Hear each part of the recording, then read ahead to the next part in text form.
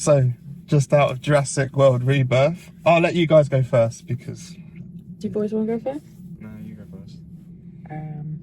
But it wasn't great. It was very average, very one-dimensional, kind of like a copy and paste of bits of all the different other films. It wasn't like bad, but it wasn't great. You know, I was watching it, but I was kind of like, this is dragging on a little bit. Didn't really feel anything for it, and it felt a bit flat for me. There were a few interesting parts, but overall it was a very weak film for me. Harvey, what did you think? Because you like the Jurassic Park films. You've watched them all. It's better than the last two, but like it's trying to be too much like the originals. Yes. Stuff I was going to say. Did you enjoy it?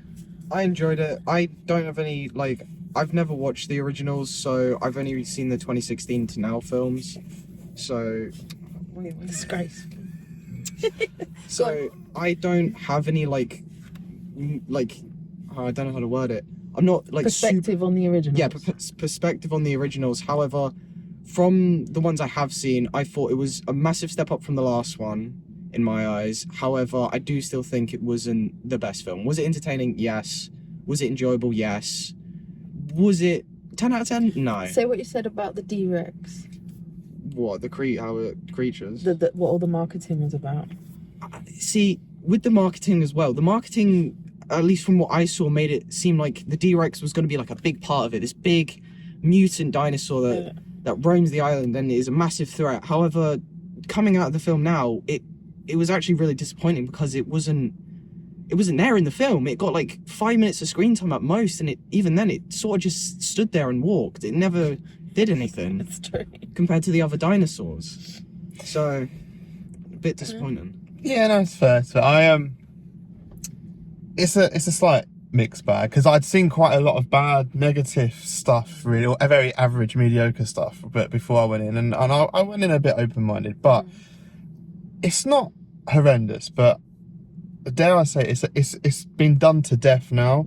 It really felt like a rehash of the first film. They literally mimic scenes, but it's just not as good. A bit lost world, It's like I was watching it and they were homaging the original because there was one of the writers come back as well, and there was people from the first film come back, but it's like let's repeat that, but not as good. So you know, I'm just being careful before I give a spoiler warning. So I will, because really it's just.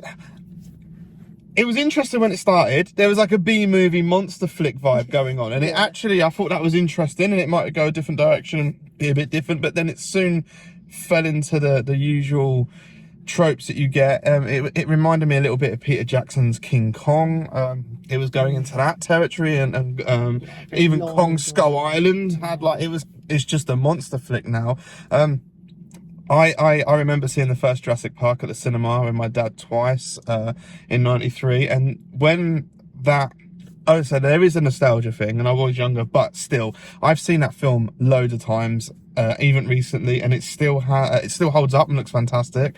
I know the director is good with effects, especially because of his film Monsters and how he did that in his bedroom pretty much with no budget. So I know he's talented, but I actually thought there was some dodgy green screen in this film. Not even the dinosaurs, stuff that just looked like it was imposed, which surprised me, considering the first one, even the second one, are pretty good effects, particularly the first one, hold up amazingly. So the fact that it goes backwards is a shame. And yeah, what I was saying about nostalgia is when I first saw the first one, it was quite amazing, and the dinosaurs were really like wow, and like the raptors in that hunting was scary. The T-Rex was incredible. When you watch that, it's underwhelming. You see the T-Rex in this, is like, it doesn't have the impact of what Jurassic Park had. When you first see the T-Rex in Jurassic Park, even now when you watch the film and it builds up and it comes out and it's like, wow. The Jeep. You know, I'm starting to go a little bit in spoilery, so cut out if you don't want to see, but like they literally mimicked a scene Jeff Goldblum did. He did it better. It was a silly rip-off and it just didn't make as much sense as when Jeff Goldblum did it. I'm going to go into spoilers now to wrap this up. So spoilers now. There is some ridiculous things that happen in this film. I actually was racking my head. There's a scene where there's a Tyrannosaurus Rex sleeping, which is a bit stupid and comical in itself. But what then proceeds? That a young, stupid teenage girl continues to drag a rubber life raft across a wooden creaky thing in front of us. What is she doing? What are they doing? Would you just And then not opens stop? it right in front of him. Would you just leave or go? Like, I actually was thinking the plot here. What are they doing? Yeah. Why are they all?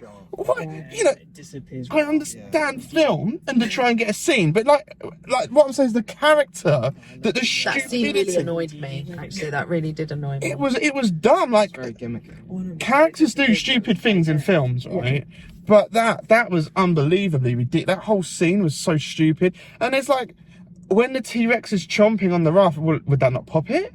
Apparently, it was a magic raft. Because in the previous films, when the T-Rex are picking cars up and the tires, like how that raft survived Razor that. sharp teeth could not puncture this magic raft. That's incredible. Like the Jeff Goldblum rip-off scene where he's like trying to distract the T-Rex from Timu from Wish, the D-Rex, which is like a xenomorph crossed with a T-Rex. It was weird looking.